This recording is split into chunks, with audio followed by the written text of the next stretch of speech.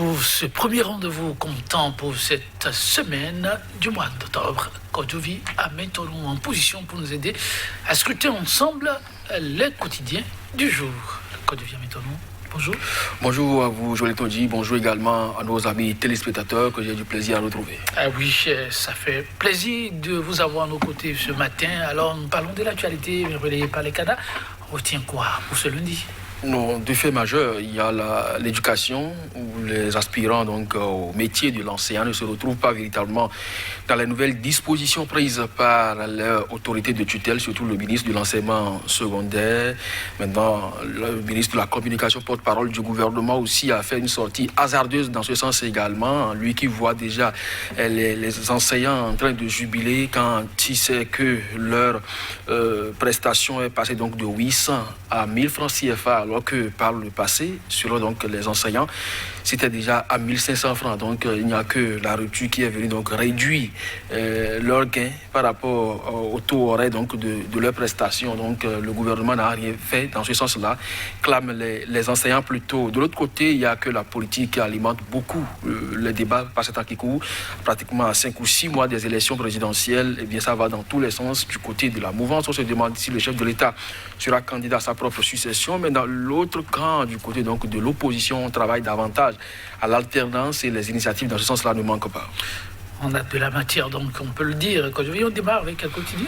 Actu Express qui ce matin en manchette écrit naissance de la coalition s'engager pour le Bénin au sein donc de l'opposition politique pour la restauration de la démocratie. Kouché Dianotin, toujours attaché au respect des principes et des règles qui fondent la République du Bénin. C'est bien sûr l'Actu Express donc, qui ouvre donc, le bal et qui cède donc sa place au dynamisme info qui écrivent récépissé d'appartenance à l'opposition attribuée donc aux forces Corée pour un Bénin émergent 2021 vers un match amical.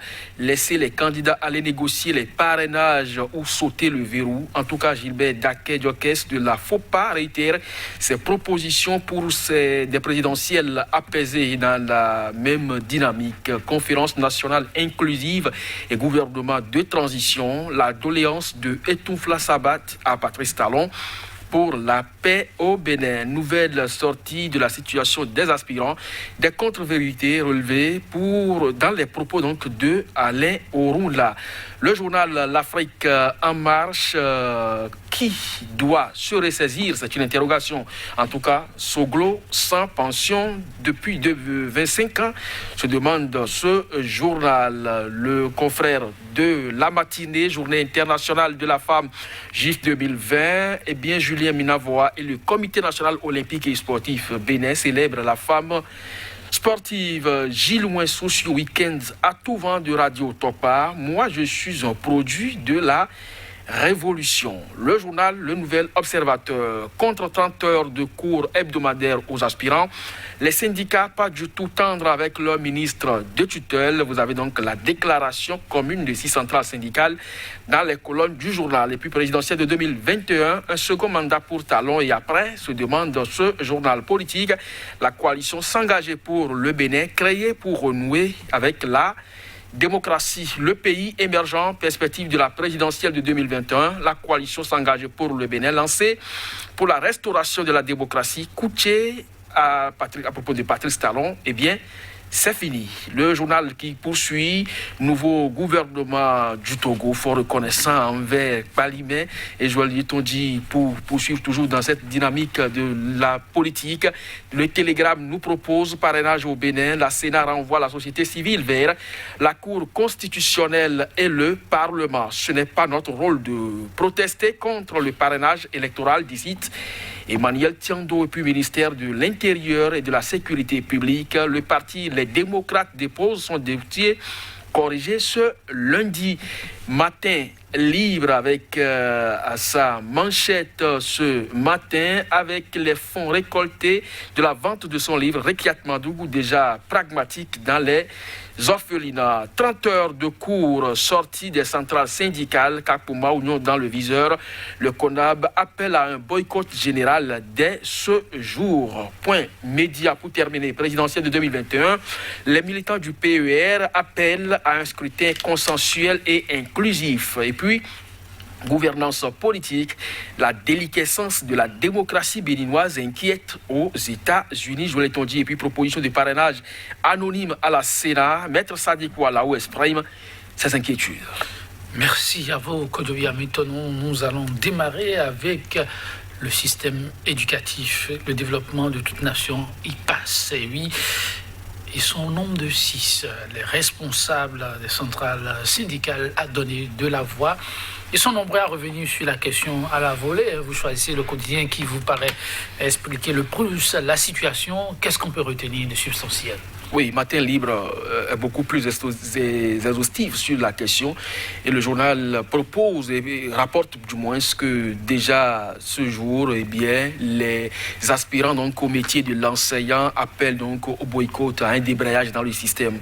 Alors, ce n'est pas donc de bon jour pour le système puisque la rentrée, ça fait pratiquement une semaine que ça a commencé et même si aujourd'hui le Bénin, suivant les dispositions en matière de grève, c'est 10 jours de grève par an, eh bien, quand ça commence déjà en début de rentrée, ça n'augure de rien de bon, encore que ceux-là qui sont des aspirants, ce ne sont pas des gens qualifiés pour le job. Ils sont donc en train de s'essayer à la fonction de l'enseignant. Si éventuellement les responsables apprécient leur rendement, on peut donc les confirmer dans ces rôles-là. Mais aujourd'hui, ils constituent quand même une main-d'œuvre bon marché pour le gouvernement, pour donc titiller tant soit peu les responsables syndicaux. Mais malheureusement, aujourd'hui, se trouve donc ce guégué au niveau donc de 30 heures affectées donc à ces enseignants aspirants qu'ils trouvent déjà trop contraignantes donc pour préparer les fichiers, d'aller dispenser les cours. Eh bien, les syndicats se sont mêlés donc à la danse. Pour eux, c'est une humiliation, c'est une entorse à apporter donc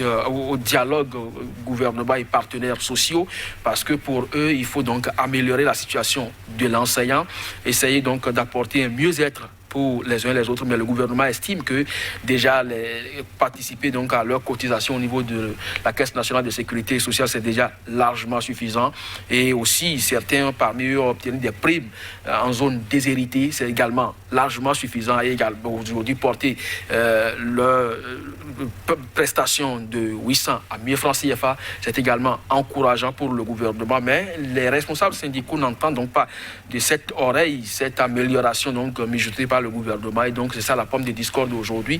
On souhaite vivement que l'autorité en charge donc du système éducatif, surtout de l'enseignement secondaire, Kakpouma Union, puisse donc prendre langue avec les responsables de ces aspirants-là, histoire donc de ramener la balle à terre pour que l'école puisse véritablement se dérouler dans de meilleures conditions, parce que Covid-19 ne facilite déjà pas la tâche, et s'il faut ajouter la grève, je ne crois pas que ce soit quand même très bien à la fin. Et de l'éducation, parlons politique avec, pourquoi pas, oui, le pays émergent, les acteurs de la société civile reçus par le président de la Sénat. Au menu, la question du parrainage. Le président Emmanuel Tiandio dégage ses responsabilités et renvoie les acteurs vers la Cour constitutionnelle. Oui, c'est comme un bis repetita, vous vous rappelez, à la veille des législatives querellées, c'est pratiquement ce qui s'est passé.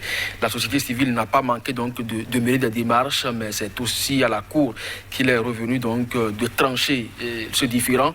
Aujourd'hui, il est beaucoup plus question donc de ce parrainage-là. La Sénat, alors que personne ne lui a demandé, est montée au créneau pour clarifier soit cette question de parrainage, mais puisque la société civile fait partie intégrante également des composantes d'acteurs qui participent de la calmie dans la cité, elle a jugé utile d'aller donc au niveau de la Sénat pour s'enquérir effectivement des explications approfondies.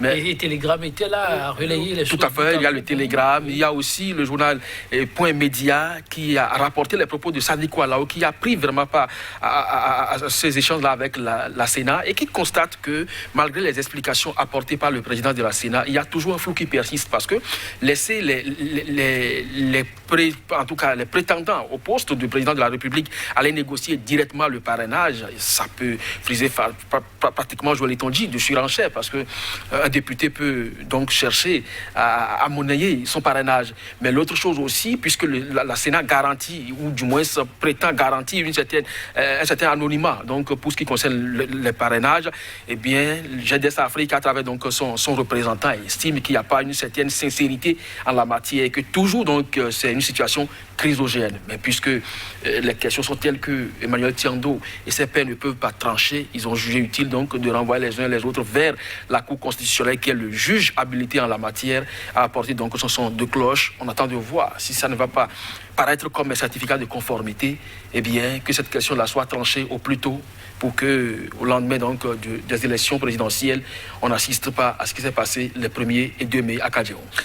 Oui, une élection inclusive, apaisée, c'est le vœu de tous. Quand maintenant on parle encore politique, pendant que ça bouge de part et d'autre, il en est au niveau de l'opposition qui se donne à nouveau la main.